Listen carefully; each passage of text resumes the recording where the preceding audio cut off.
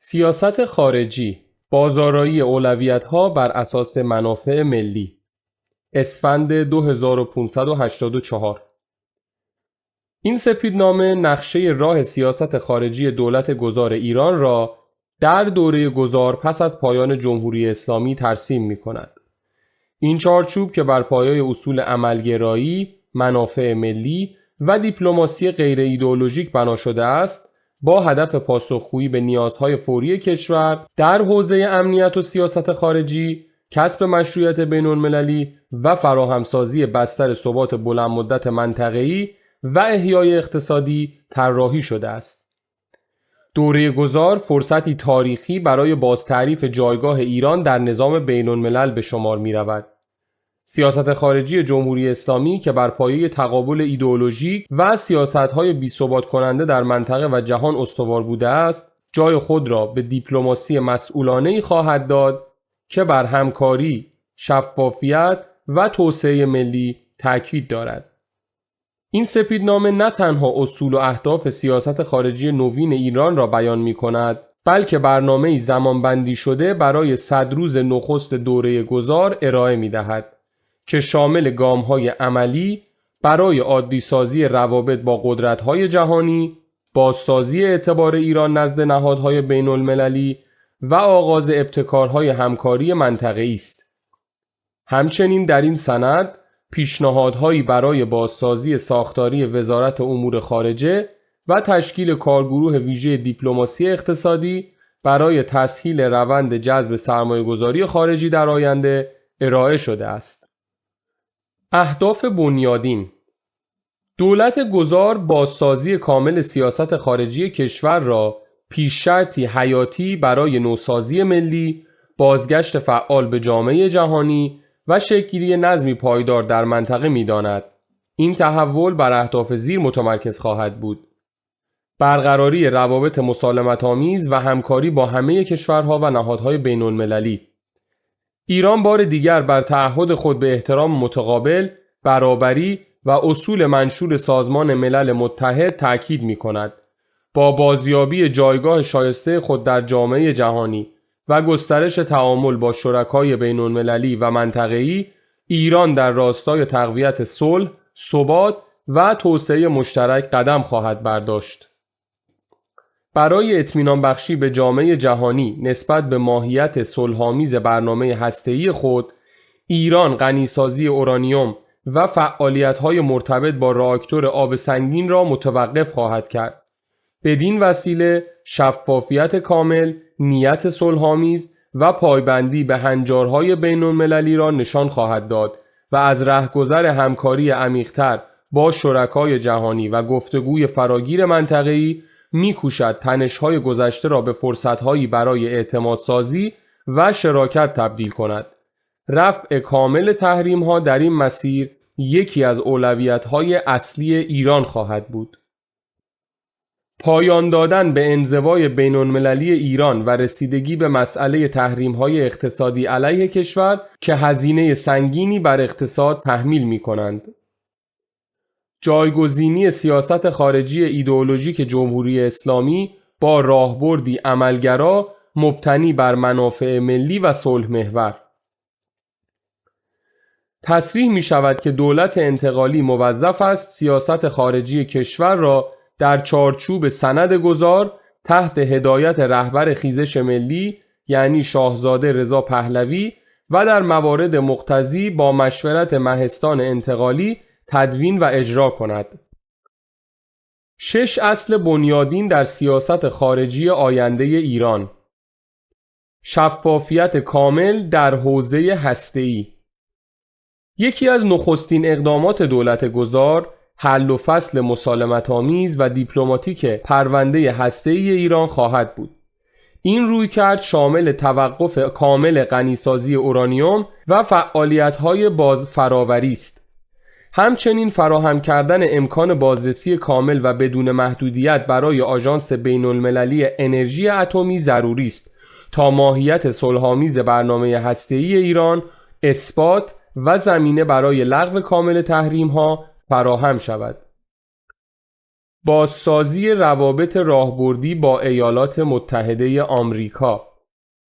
ایران خواهان برقراری روابطی نوین و سازنده با ایالات متحده است که از نظر عمق و گستره به دوران همکاری‌های دهه 1350 شباهت داشته باشد. این روابط بر پایه احترام متقابل، منافع امنیتی مشترک و همکاری اقتصادی شکل خواهد گرفت که از تجربه تاریخی پیمان مودت الهام می‌گیرد. دورانی که روابط ایران و آمریکا نقش مهمی در ثبات خاورمیانه ایفا می‌کرد. ایران با بازگشایی کانال‌های گفتگو و اعتمادسازی متقابل خواهد کوشید خصومت‌های گذشته را به همکاری در زمینه‌های صلح منطقه‌ای، مبارزه با تروریسم، توسعه انرژی، تبادل فناوری و گسترش رفاه میان دو ملت و شرکای آنان تبدیل کند. رویکرد منطقه‌ای بر پایه عدم مداخله. ایران آینده سیاستی را دنبال خواهد کرد که بر احترام به حاکمیت ملی و تمامیت ارضی کشورها استوار است. برخلاف رژیم جمهوری اسلامی که با صدور ایدئولوژی و ایجاد بی‌ثباتی در منطقه عمل می‌کرد، دولت گذار خود را متعهد به بازسازی داخلی و همزیستی مسالمت‌آمیز با همسایگان خواهد دانست. به رسمیت شناختن کامل اسرائیل و عادی سازی روابط. دولت گذار ایران کشور اسرائیل را به صورت حقوقی به رسمیت خواهد شناخت و روند عادی سازی روابط را بدون پیش شرط آغاز می کند. این تصمیم تحولی تاریخی و نشانه ای از پایان دوره خصومت ایدئولوژیک جمهوری اسلامی است. پانویس 19.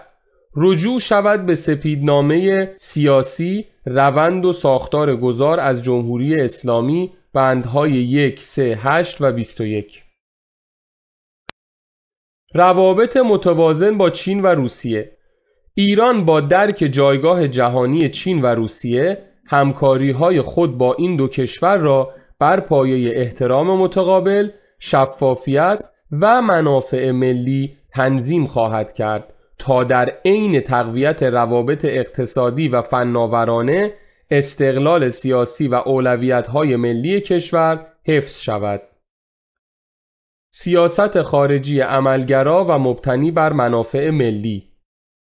سیاست خارجی ایران در دوره جدید بر پایه عملگرایی، شفافیت و پاسخگویی استوار خواهد بود.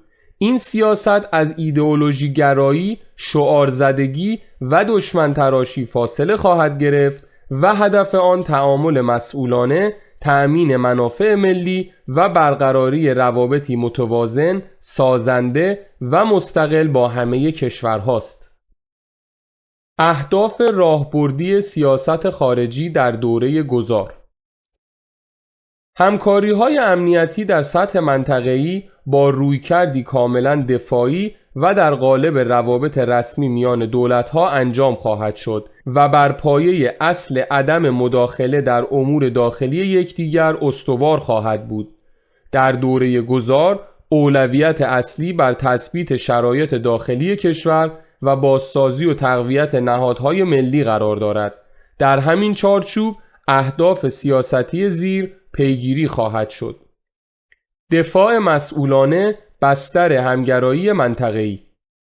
ایران توانمندی‌های دفاعی و امنیتی معتبر و قابل اتکا ایجاد خواهد کرد تا از منافع ملی خود حفاظت کند و صلح و ثبات را در منطقه تضمین نماید. شراکت راهبردی با ایالات متحده برای ثبات منطقه‌ای. ایران می‌تواند به عنوان یک عامل تقویت کننده برای صلح و امنیت منطقه‌ای عمل کند و با مشارکت در مبارزه با تروریسم، تقویت همگرایی منطقه‌ای و پیشبرد توسعه اقتصادی بار امنیتی ایالات متحده را کاهش دهد. روابط راهبردی با اسرائیل.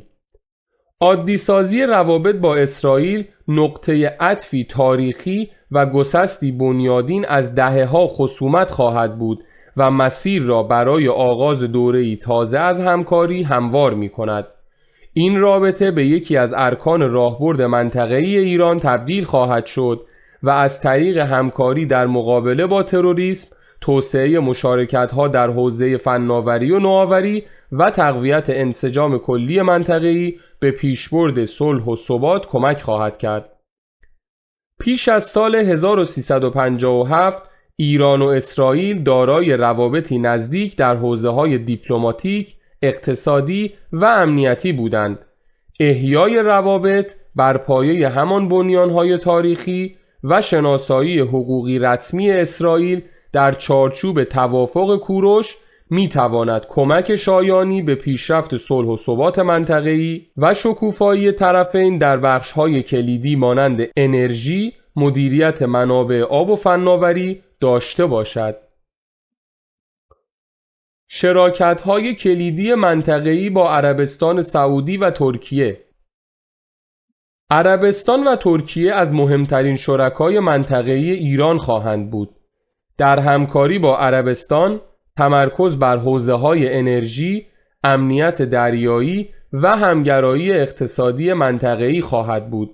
در روابط با ترکیه، گسترش روابط در زمینه تجاری، مسیرهای ارتباطی و هماهنگی در زمینه مبارزه با تروریسم و قاچاق مواد مخدر در اولویت قرار خواهد گرفت.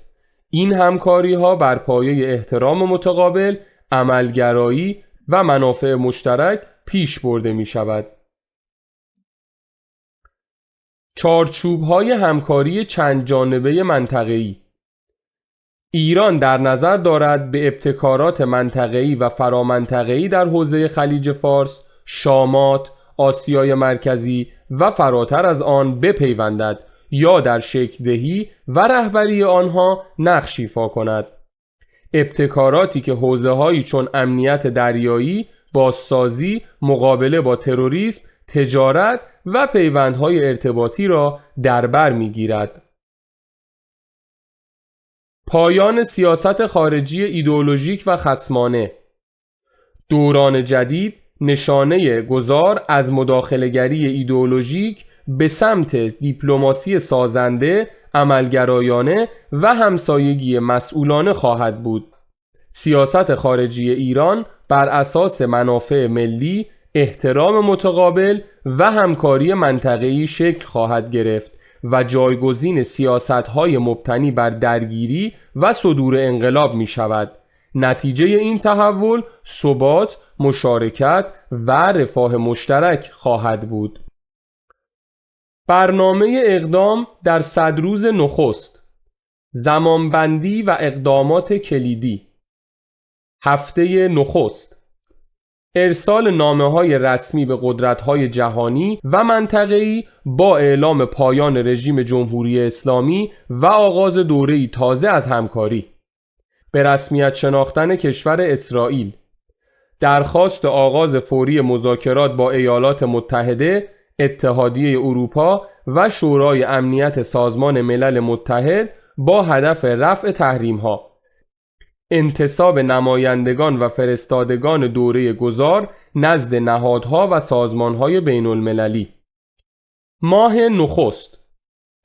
بازگشایی کانالهای دیپلماتیک، ورود به گفتگوهای رسمی درباره موضوعات اولویت دار با ایالات متحده، اتحادیه اروپا، اسرائیل، چین، روسیه و کشورهای همسایه. آغاز رسمی مذاکرات برای رفع تحریم‌ها، پذیرش بازرسی‌ها و نظارت‌های آژانس بین‌المللی انرژی اتمی. ماه دوم تا سوم.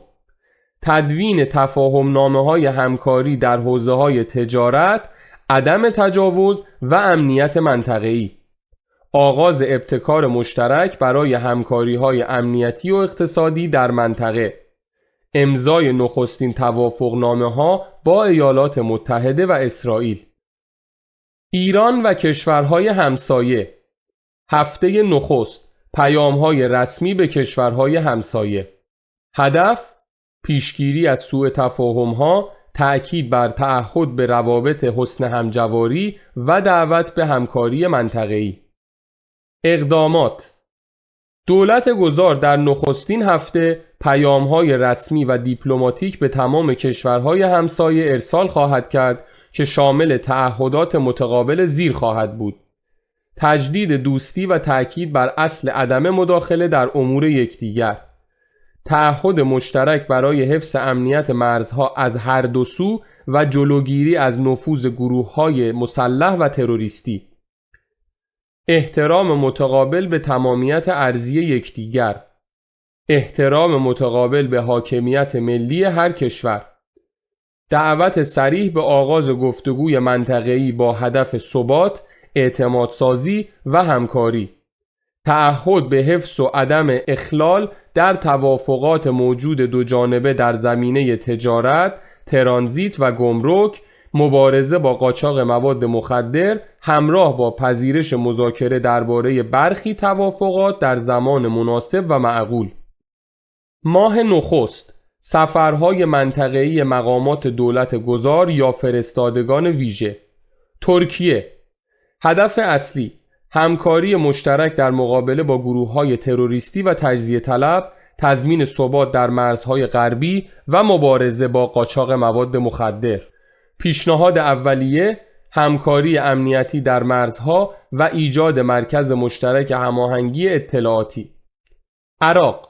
هدف اصلی گسترش تجارت دو جانبه و جلوگیری از ورود شبه نظامیان سابقاً مورد حمایت سپاه پاسداران و همچنین گروه‌های تجزیه طلب به خاک ایران و مداخله آنها در امور داخلی کشور. پیشنهاد اولیه پایش مشترک مرزها و قطع نفوذ نیروهای نیابتی جمهوری اسلامی و همچنین گروه‌های تجزیه طلب. جمهوری آذربایجان. هدف اصلی گسترش روابط تجاری، کاهش تنش‌ها و توافق بر عدم اعمال تغییرات ژئوپلیتیکی یکجانبه. پیشنهاد اولیه توافق دو جانبه برای خودداری از حمایت از گروه‌های تجزیه طلب و حفظ مرزهای فعلی منطقه. ارمنستان. هدف اصلی تضمین دسترسی پایدار به مسیرهای ترانزیتی و ثبات در کریدور سیونیک.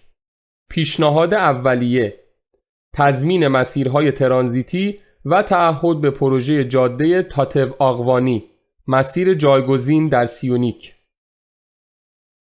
پاکستان. هدف اصلی همکاری در مقابله با تروریسم و تجزیه طلبی فرامرزی. پیشنهاد اولیه پایان دادن به هر گونه حمایت از گروه‌های مسلح و استقرار سازوکارهای پایش مشترک مرزی و پاسگاه‌های مشترک.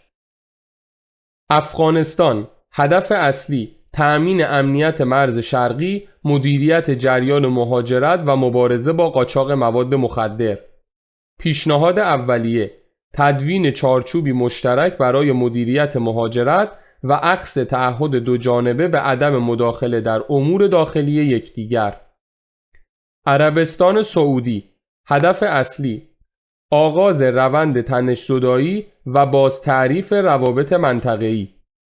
پیشنهاد اولیه صدور بیانیه مشترک در محکومیت جنگ‌های نیابتی و تأکید بر آشتی و همکاری منطقه‌ای. قطر. هدف اصلی برقراری تعهد متقابل به پرهیز از مداخله در امور داخلی یکدیگر، قطع حمایت از عناصر و وابستگان رژیم جمهوری اسلامی و توسعه و تعمیق مبادلات تجاری میان دو کشور. پیشنهاد اولیه تفاهمنامه همکاری برای ثبات منطقه‌ای و اعلامیه مشترک در زمینه عدم مداخله. امارات متحده عربی. هدف اصلی کاهش تنش و تضمین امنیت مسیرهای انرژی و تجارت. پیشنهاد اولیه تقویت روابط دیپلماتیک و تجاری و ارائه تضمین برای مسیرهای انرژی. بحرین. هدف اصلی اطمینان بخشی درباره پایان نفوذ فرقه‌ای و احترام به حاکمیت ملی بحرین. پیشنهاد اولیه اعلامیه مشترک در زمینه عدم مداخله و آغاز گفتگوهای اعتمادسازی.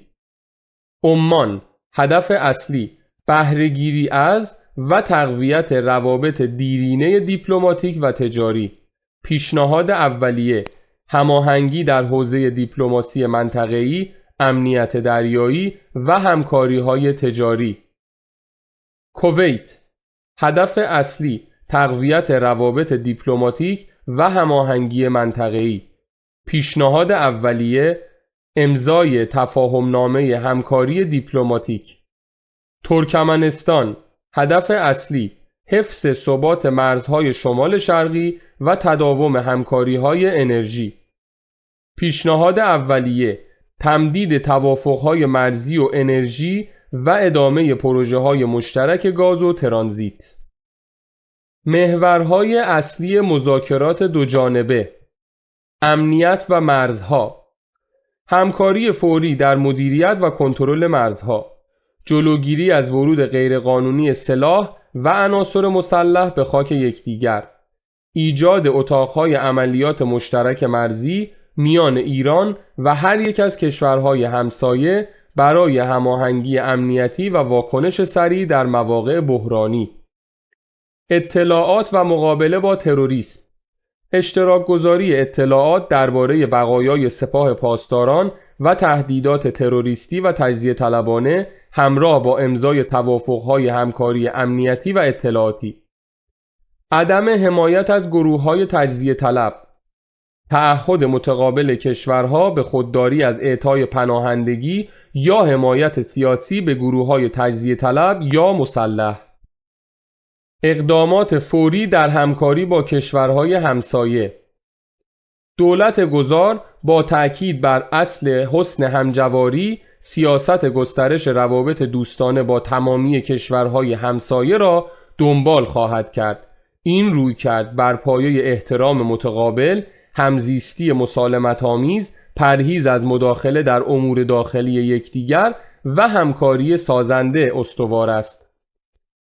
اقدامات اجرایی: ایجاد کمیسیون‌های مشترک مرزی با کشورهای همسایه، نظارت شبانه روزی و دوجانبه بر مرزها و حل سریع هر گونه تنش یا اختلاف مرزی، بازگشایی کانال‌های ارتباطی نظامی و امنیتی، همکاری میان فرماندهان مرزی ایران و همتایان آنان در کشورهای همسایه برای هماهنگی در زمینه امنیت و مدیریت بحران‌های مرزی، اجرای ممنوعیت متقابل تردد گروه‌های مسلح غیر دولتی، اتخاذ تدابیر مشترک برای جلوگیری از عبور و فعالیت نیروهای مسلح یا بازیگران غیر دولتی از مرزهای دو کشور، هماهنگی در ارسال کمک‌های بشردوستانه. تمامی کمک‌های امدادی باید از مسیرهای رسمی و تحت نظارت بین‌المللی و با هماهنگی و مجوز دولت گذار انجام شود.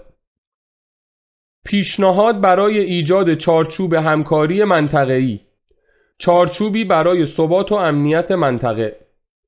ایران پیشنهاد خواهد کرد سازوکاری مشترک با عنوان چارچوبی برای ثبات منطقه با حضور همه کشورهای همسایه تشکیل شود تا هماهنگی، شفافیت و اعتماد متقابل در منطقه تقویت گردد. بر اساس این طرح، نشست‌های ماهانه میان ایران و تمامی کشورهای همسایه به میزبانی ایران برگزار خواهد شد تا تحولات منطقه‌ای مورد بررسی قرار گیرد، اطلاعات امنیتی به صورت منظم تبادل شود و زمینه اعتمادسازی فراهم آید. در صورت لزوم از ناظران بین‌المللی از سوی سازمان ملل متحد یا اتحادیه اروپا برای حضور در این نشست‌ها دعوت به عمل خواهد آمد تا شفافیت و بی‌طرفی این سازوکار تضمین شود. روابط راهبردی فرامنطقه‌ای در دوره گذار. در دوره گذار، دولت گذار سیاست خارجی کشور را بر پایه احترام متقابل، اعتمادسازی بین‌المللی و همکاری عملگرایانه با قدرت‌های جهانی باز تعریف خواهد کرد. هدف اصلی تثبیت اوضاع داخلی، مقابله با تهدیدهای فوری امنیتی و اقتصادی و بازگشت فعال ایران به نظام بین‌المللی است. ایالات متحده آمریکا. دولت گذار عادی‌سازی کامل روابط با ایالات متحده را یکی از اولویت‌های اصلی خود قرار خواهد داد. این رابطه تازه باید بر پایه احترام متقابل و منافع مشترک استوار باشد، نه بر مبنای خصومت یا وابستگی. ایران خواهان ایجاد شراکت راهبردی با ایالات متحده است، شراکتی که به لغو کامل تحریم‌ها و ثبات منطقه‌ای یاری رساند و زمینه ادغام دوباره ایران در اقتصاد جهانی را فراهم کند. نقشه راه 3 ماهه روابط با ایالات متحده. هفته نخست. ارسال نامه‌های رسمی به کاخ سفید، وزارت امور خارجه ایالات متحده و نمایندگی آمریکا در سازمان ملل متحد که شامل موارد زیر خواهد بود: اعلام رسمی پایان جمهوری اسلامی، اعلام آمادگی برای آغاز فوری گفتگو درباره لغو تحریم‌ها و برقراری ثبات منطقه‌ای، تعهد به اجرای کامل پیمان‌ها و اقدامات مرتبط با عدم اشاعه سلاح‌های هسته‌ای، دعوت رسمی برای بازگشایی سفارتخانه‌های 2 کشور. ماه نخست. ارائه درخواست رسمی برای لغو تحریم‌های اصلی در حوزه‌های بانکی، انرژی و سایر بخش‌های حیاتی. صدور بیانیه عمومی در تأکید بر همکاری کامل با آژانس بین‌المللی انرژی اتمی و شفافیت کامل در فعالیت‌های هسته‌ای. پیشنهاد آغاز گفتگوهای 2 جانبه و تعیین تیم ویژه مذاکرات برای پیگیری روند جدید روابط. ماه دوم تا سوم. آغاز گفتگوهای فنی درباره سازوکار تدریجی لغو تحریم‌ها، تدوین پیشنویس توافقنامه 2 جانبه در حوزه‌های تجارت و سرمایه‌گذاری، آغاز مذاکرات برای شکل‌دهی به یک شراکت راهبردی جدید با الگوگیری از همکاری‌های ایران و آمریکا در دهه 1350.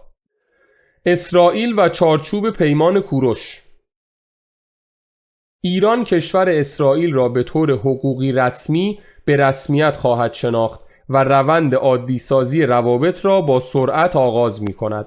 این چرخش راهبردی نقطه پایانی بر ایدئولوژی خصمانه جمهوری اسلامی خواهد بود و مسیر تازه‌ای به سوی امنیت پایدار و همکاری‌های توسعه محور منطقه‌ای می‌گشاید. این دگرگونی منطقه‌ای بر پایه اصول پیمان کوروش هدایت خواهد شد. این پیمان دکترین سیاست خارجی ایران پس از جمهوری اسلامی است که هدف آن عادی سازی روابط، ایجاد اعتماد متقابل و گسترش همکاری‌های چند جانبه بر مبنای احترام متقابل و حاکمیت ملی است.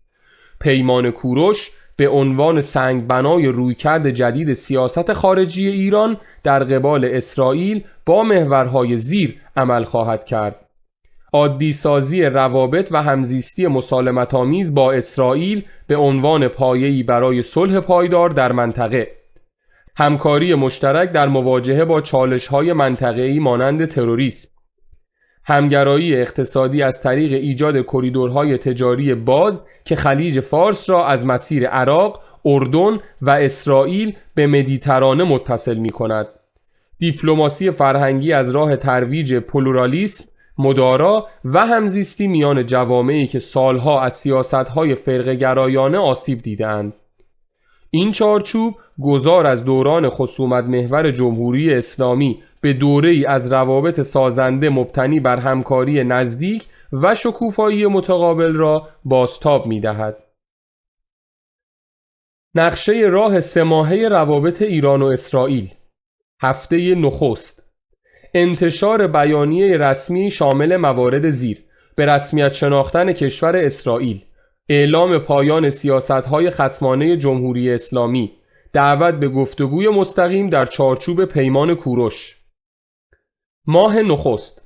ایجاد کانال ارتباطی رسمی برای آغاز مشورت‌ها و هماهنگی‌های اولیه، شروع گفتگوها در محورهای زیر: بازگشایی سفارتخانه‌های 2 کشور، همکاری مشترک برای خنثی‌سازی اقدامات خرابکارانه بقایای رژیم جمهوری اسلامی، توسعه همکاری در حوزه‌های فناوری، کشاورزی، امنیت آبی، امنیت سایبری و انرژی، تعهد متقابل به خودداری از هر گونه اقدام یک جانبه یا بدون هماهنگی. ماه دوم تا سوم. امضای پیشنویس تفاهمنامه همکاری راهبردی میان 2 کشور، آغاز برنامه‌های آموزشی و نهادی در حوزه‌های امنیتی که شامل موارد زیر خواهد بود: انتقال دانش و تجربیات فنی به نیروهای انتظامی، اطلاعاتی و مرزبانی ایران، گسترش همکاری‌های سایبری، اطلاعاتی و قضایی با هدف ارتقای توانمندی‌های مشترک. اتحادیه اروپا در دوره گذار و بازسازی یکی از مهمترین شرکای ایران خواهد بود. دولت گذار به دنبال ایجاد شراکتی چندبعدی با اتحادیه اروپا است که حوزه‌های تجارت، سرمایه‌گذاری، امنیت و همکاری‌های بشردوستانه از جمله مدیریت پناهندگان و مهاجرت را در بر گیرد. نقشه راه 3 ماهه. هفته نخست: ارسال پیام‌های رسمی به شورای اتحادیه اروپا، کمیسیون اروپا و پارلمان اروپا شامل موارد زیر: اعلام پایان رژیم جمهوری اسلامی، پیشنهاد همکاری در زمینه چالش‌های امنیتی مشترک، آزادی فوری تمامی شهروندان اروپایی که به طور ناعادلانه در بازداشت هستند.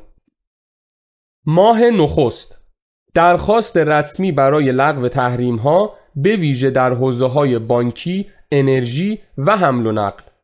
دعوت از هیئت رسمی اتحادیه اروپا برای سفر به تهران برای گفتگو با مقامات دولت گذار. آغاز مذاکرات درباره سرمایه‌گذاری اضطراری در زیرساخت‌های حیاتی کشور. ماه دوم تا سوم: تشکیل کارگروه مشترک میان ایران و اتحادیه اروپا با مأموریت‌های زیر: بازسازی روابط بانکی و مالی از جمله بازگشت ایران به نظام پیامرسان مالی سویفت، جذب سرمایه‌گذاری اروپایی در حوزه‌های انرژی، حمل و نقل و صنایع پیشرفته. چین و روسیه: ایران جایگاه چین و روسیه را در نظام بین الملل به خوبی درک می کند و دولت گذار به دنبال برقراری روابطی سازنده، متوازن و شفاف با هر دو کشور خواهد بود.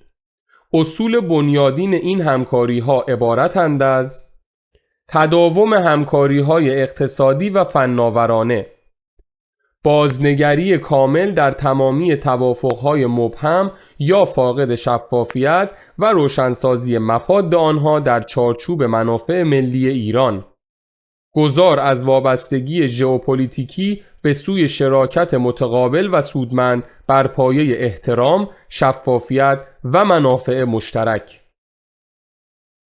نقشه راه 3 ماهه. ماه نخست: تشکیل کمیته بررسی قراردادهای استراتژیک مانند توافق 25 ساله با چین، توافق جامع راهبردی ایران و روسیه. دعوت از شرکت‌های منتخب چینی و روس برای سرمایه‌گذاری شفاف. ماه دوم تا سوم: تدوین چارچوب جدید همکاری اقتصادی و دفاعی، تعیین مرز شفاف همکاری و تفاهم مبنی بر عدم مداخله سیاسی و امنیتی متقابل، امضای بیانیه اصول روابط مستقل و متقابل. هند، ژاپن و کره جنوبی. هند، ژاپن و کره جنوبی به عنوان قدرت‌های دموکراتیک و پیشرفته شرق آسیا از شرکای اصلی ایران در حوزه‌های انرژی، فناوری، توسعه پایدار و امنیت دریایی خواهند بود. نقشه راه 3 ماهه. هند: از سرگیری پروژه بندر چابهار و تبدیل آن به مرکز تجاری جنوب شرقی ایران، احیای صادرات بلند مدت نفت خام ایران به بازار رو به رشد هند. ژاپن: دعوت از ژاپن برای مشارکت در پروژه‌های بهداشتی، انرژی پاک و بازسازی زیرساخت‌ها، بازگرداندن و بازسازی نقش ایران به عنوان تأمین کننده پایدار نفت و گاز طبیعی برای پالایشگاه‌های ژاپنی.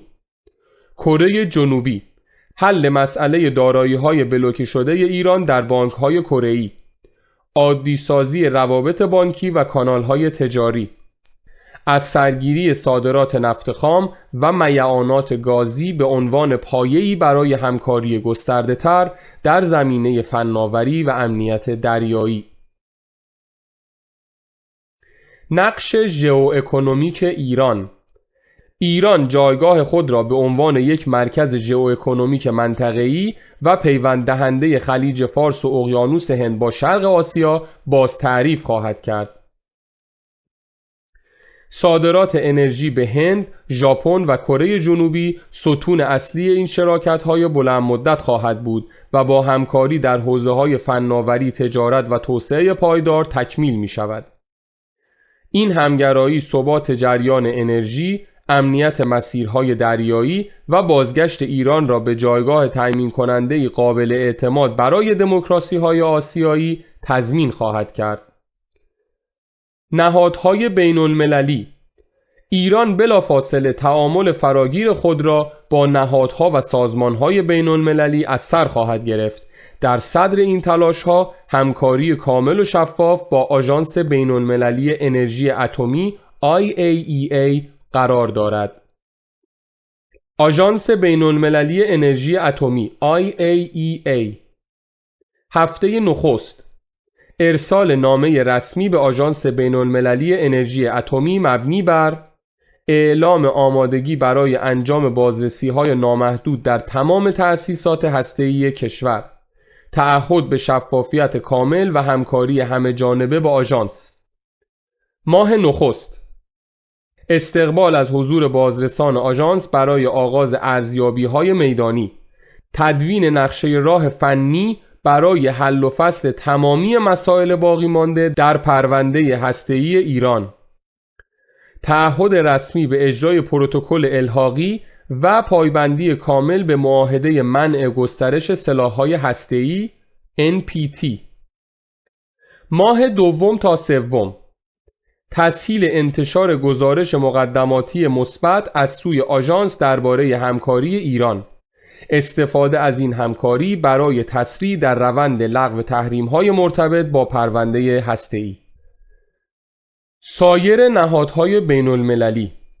هفته نخست اطلاع رسانی رسمی به صندوق بین المللی پول IMF و بانک جهانی درباره تشکیل دولت گذار و اعلام قصد حفظ و گسترش همکاری‌ها به عنوان حاکمیت جدید کشور.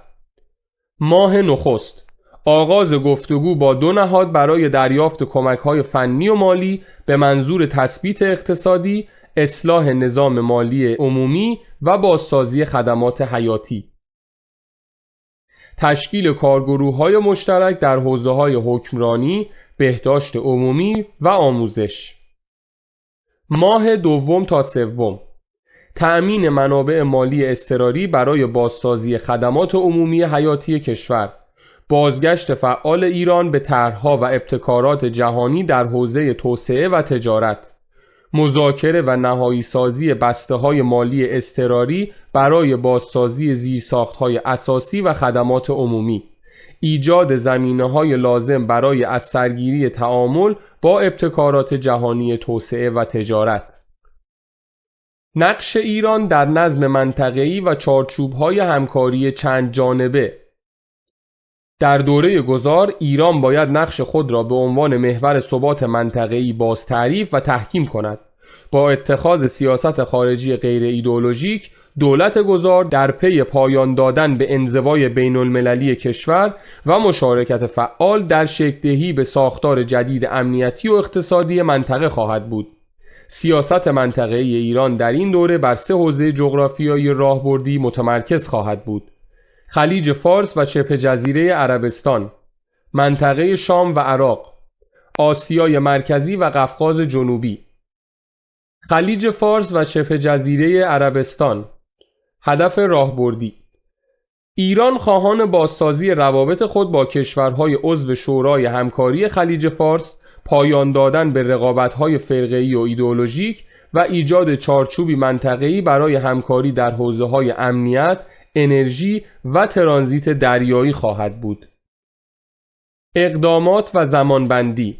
هفته نخست دولت گذار ایران نامه‌های رسمی دیپلماتیک به تمامی کشورهای عضو شورای همکاری خلیج فارس ارسال خواهد کرد که در آن موارد زیر را مورد تأکید قرار می‌دهد: تعهد به اصول حسن همجواری و عدم مداخله در امور داخلی کشورها، احترام کامل به تمامیت ارضی و حاکمیت سیاسی کشورهای عربی منطقه، دعوت به آغاز گفتگوهای منطقه‌ای در زمینه امنیت، اقتصاد و همکاری‌های متقابل. ماه نخست، انجام سفرهای رسمی یا اعزام نمایندگان ویژه به پایتخت‌های ریاض، ابوظبی، دوحه، کویت، منامه و مسقط. آغاز مذاکرات دوجانبه در محورهای زیر: امنیت دریایی و حفاظت از مسیرهای کشتیرانی، همکاری در زمینه کریدورهای انرژی و سرمایه‌گذاری‌های مشترک، همکاری برای مقابله با افراط‌گرایی و خشونت مذهبی. ماه دوم تا سوم، ارائه پیشنهاد تشکیل سازوکاری چند جانبه با حضور ایران، 6 کشور عضو شورای همکاری خلیج فارس و ناظران بین المللی از سازمان ملل متحد یا اتحادیه اروپا. پیشبرد روند تشکیل کمیسیون مشترک انرژی و امنیت دریایی برای مدیریت بحرانها و تضمین ثبات در تنگه هرمز. منطقه شام و عراق. هدف راهبردی: ایران در دوره گذار سیاست‌های مداخله گرایانه جمهوری اسلامی در منطقه شام و عراق را کنار می‌گذارد و به جای آن همکاری در دیپلماسی بازرگانی و صلح و مدیریت مشترک بحران‌های مهاجرت، تروریسم و قاچاق مواد مخدر را در پیش می‌گیرد. اقدامات و زمانبندی. هفته نخست، ارسال پیام‌های رسمی به دولت‌های سوریه، لبنان، اردن و عراق با محتوای زیر: اعلام قطع کامل هر گونه حمایت از گروه‌های نیابتی، تأکید بر احترام به حاکمیت ملی و استقلال سیاسی کشورها، اعلام آمادگی برای همکاری در زمینه تجارت و تأمین امنیت مرزها. ماه نخست تا سوم، آغاز گفتگوهای دوجانبه با دولت‌های یاد شده با تمرکز بر محورهای زیر: قطع کامل هر گونه حمایت از عناصر شبه نظامی وابسته به سپاه پاسداران انقلاب اسلامی، حفظ روابط دیپلماتیک و امنیتی با دولت‌های رسمی، تعمیق همکاری‌ها در حوزه‌های اقتصادی، دیپلماتیک، امنیتی و فرهنگی، همکاری در زمینه مقابله با تروریسم و مبارزه با قاچاق مواد مخدر، تقویت مدیریت و کنترل مرزها. آسیای مرکزی و قفقاز جنوبی. هدف راهبردی: ایران خواهان آن است که با گسترش همکاری در زمینه‌های ترانزیت، انرژی و امنیت مرزی و با تکیه بر پیوندهای فرهنگی و تاریخی خود با جوامع فارسی زبان، نقش خود را به عنوان حلقه اتصال ژئوپلیتیکی و اقتصادی میان خاورمیانه، روسیه، چین و آسیای مرکزی تقویت کند. اقدامات و زمانبندی. هفته نخست، ارسال پیام‌های رسمی به دولت‌های ترکمنستان، ازبکستان، قزاقستان، قرقیزستان، تاجیکستان، جمهوری آذربایجان، گرجستان و ارمنستان با محورهای زیر: اعلام آمادگی ایران برای گسترش روابط اقتصادی و ترانزیتی، دعوت به همکاری مشترک در تأمین امنیت مرزها و مقابله با قاچاق و افراط‌گرایی. ماه نخست، آغاز گفتگوهای دوجانبه با کشورهای یاد شده با تمرکز بر موارد زیر: فعالسازی کریدورهای اصلی حمل و نقل از جمله کریدور بین‌المللی شمال جنوب و خط آهن سرخس بندرعباس، گسترش صادرات برق، گاز و خدمات فنی و مهندسی، آغاز رایزنی‌های سه‌جانبه میان ایران، ترکمنستان و جمهوری آذربایجان برای هماهنگی در حوزه ترانزیت و انرژی. ماه دوم تا سوم، اعلام آمادگی ایران برای ایفای نقش فعالتر در سازمان همکاری اقتصادی اکو، مشارکت در طرح‌های منطقه‌ای اتصال ریلی و جاده‌ای با هدف تقویت پیوندهای اقتصادی و تجاری منطقه. پیشنهاد سازوکار فراگیر منطقه‌ای. سازوکار پیشنهادی: طرح گذار و ثبات منطقه‌ای ایران. هدف: جلوگیری از مداخله خارجی، کاهش تنش‌ها، تثبیت مرزها. اعضا: ایران و کشورهای همسایه یعنی ترکیه، عراق، پاکستان، افغانستان، کشورهای حاشیه خلیج فارس و غیره.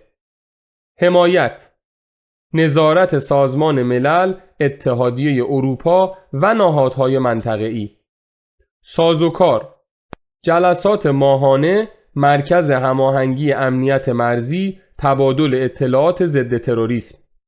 پیام: ایران خواهان صلح، ثبات و نقشی فعال در همکاری منطقه‌ای بر پایه منافع ملی و احترام متقابل است. طرح اضطراری بازسازی وزارت امور خارجه در دوره گذار. در روزهای نخست دوره گذار، وزارت امور خارجه باید به طور کامل تحت کنترل سیاسی، اداری و راهبردی دولت گذار قرار گیرد. هدف اصلی بازگرداندن ارتباطات بین المللی کشور، جلوگیری از ایجاد خلأ دیپلماتیک و آغاز بازسازی نهادی وزارتخانه بر پایه منافع ملی و دیپلماسی حرفه‌ای است. اهداف اصلی: در دست گرفتن فوری کنترل شبکه دیپلماتیک جمهوری اسلامی، انتصاب نمایندگان موقت در کشورهای کلیدی و نهادهای بین المللی، تداوم بیوقفه فعالیت سفارتخانه‌ها و خدمات کنسولی، آغاز فرایند ارزیابی و گزینش دیپلمات‌ها بر پایه شایستگی و وفاداری به دولت جدید. برنامه اقدام 14 روز نخست.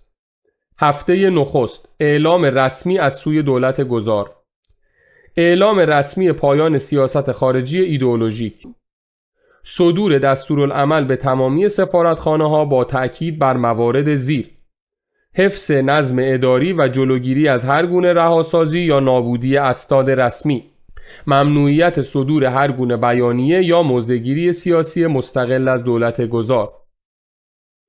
هفته دوم: انتصاب نمایندگان ویژه موقت در کشورهای کلیدی و نهادهای بین المللی. با توجه به فوریت برخی روابط، دولت گذار بلافاصله سفرای جمهوری اسلامی در کشورهای کلیدی را برکنار کرده و نمایندگان ویژه موقت منصوب می‌کند تا پیام رسمی تغییر نظام سیاسی را به دولت‌های میزبان ابلاغ کنند، کانال‌های جدید ارتباط دیپلماتیک را فعال و گسترش دهند. فهرست کشورها و نهادهای کلیدی، اقدامات دولت گذار و مأموریت نمایندگان ویژه. کشور یا نهاد: ایالات متحده، واشنگتن دی سی و سازمان ملل متحد. اقدام دولت گذار: برکناری نماینده فعلی و اعزام فرستاده ویژه موقت.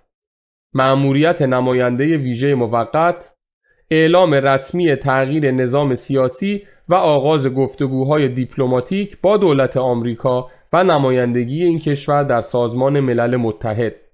بریتانیا: برکناری سفیر فعلی و انتصاب فرستاده ویژه موقت. حفظ ارتباط با وزارت خارجه بریتانیا، بررسی پرونده‌های مالی و حقوقی و هماهنگی در زمینه لغو تحریم‌ها. فرانسه: برکناری سفیر فعلی و انتصاب فرستاده ویژه موقت. بازسازی روابط با کاخ الیزه، جذب حمایت اتحادیه اروپا در روند لغو تحریم‌ها و بررسی پروژه‌های مشترک سرمایه‌گذاری.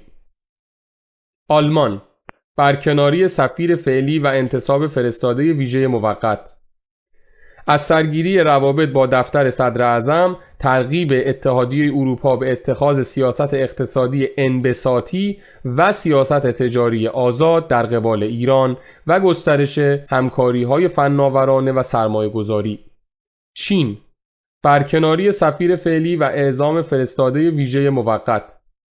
باز تنظیم روابط دو جانبه، گسترش گفتگوهای تجاری و پیگیری پروژه‌های مشترک سرمایه‌گذاری. روسیه: برکناری سفیر فعلی و اعزام فرستاده ویژه موقت. باز تنظیم روابط سیاسی، مدیریت گفتگوهای امنیتی و شناسایی حوزه‌های جدید همکاری. بلژیک یا نهادهای اتحادیه اروپا: برکناری سفیر فعلی و اعزام فرستاده ویژه به نهادهای اتحادیه اروپا. باز تعریف روابط ایران و اتحادیه اروپا و آغاز گفتگوهای جدید سیاسی و اقتصادی.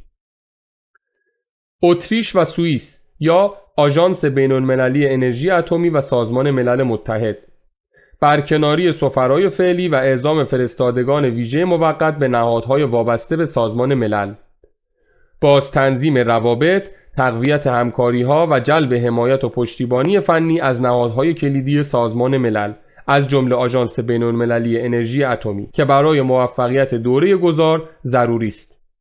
اسرائیل، انتصاب فرستاده ویژه موقت، برقراری روابط دیپلماتیک رسمی، آغاز همکاری‌های راهبردی در حوزه امنیت و تبادل اطلاعات. تعیین وضعیت بقیه سفارت‌ها و غربالگری دیپلمات‌ها. درباره سایر سفرا و کارکنان نمایندگی‌ها، در صورتی که فاقد وابستگی به ساختارهای اطلاعاتی، امنیتی یا ایدئولوژیک جمهوری اسلامی باشند، می‌توانند با تأیید رئیس دولت گذار فعلاً و تا اطلاع بعدی به کار خود ادامه دهند. در مواردی که سفیر یا دیپلمات ارشد مشکوک به وابستگی ایدئولوژیک یا امنیتی باشد، فوراً مسئولیت به یک نیروی بوروکرات سفارت منتقل شود تا دستورالعمل‌های بعدی ابلاغ شود. در تمام موارد عملکرد نمایندگی باید از طریق دفتر مرکزی در تهران تحت رصد قرار گیرد. تداوم خدمات کنسولی و حمایت از شهروندان ایرانی. به منظور جلوگیری از اختلال در ارائه خدمات به شهروندان ایرانی خارج از کشور، دولت گذار مجموعه اقدامات فوری زیر را در دستور کار قرار می‌دهد. تشکیل کارگروه اضطراری کنسولی در وزارت امور خارجه برای مدیریت و هماهنگی خدمات شهروندی در سراسر شبکه دیپلماتیک. صدور دستورالعمل فوری به تمامی سفارتخانه‌ها و کنسولگری‌ها مبنی بر تداوم خدمات زیر. صدور گذرنامه و روادید، تأیید و صدور اسناد رسمی، ارائه خدمات اضطراری به ایرانیان مقیم خارج از کشور، ارائه مشاوره و راهنمایی در زمینه‌های مهاجرت، اقامت، ازدواج، تولد و فوت، ممنوعیت هر گونه رفتار تبعیض‌آمیز یا امنیتی در رسیدگی به امور شهروندان، ارائه حمایت و تسهیلات فوری برای افراد دارای وضعیت خاص از جمله ایرانیان نسل دوم فاقد گذرنامه یا تابعیت ایرانی، ایجاد مقام نماینده ویژه در امور ایرانیان خارج از کشور. دولت گذار جامعه ایرانیان خارج از کشور را یکی از بزرگترین سرمایه‌های ملی برای بازسازی ایران و بازگشت آن به جامعه جهانی می‌داند. میلیون‌ها ایرانی در سراسر جهان در عرصه‌های علم، اقتصاد، فرهنگ و فعالیت‌های مدنی نقش‌آفرینی می‌کنند و به دلیل دانش، تجربه و جایگاه خود می‌توانند نقش اساسی در دوران گذار و نوسازی کشور ایفا کنند. به منظور سازماندهی و نهادینه سازی این ارتباط، دولت گذار نماینده ویژه در امور ایرانیان خارج از کشور منصوب خواهد کرد تا به عنوان پل ارتباطی میان دولت گذار و جامعه ایرانیان در خارج از کشور عمل کند.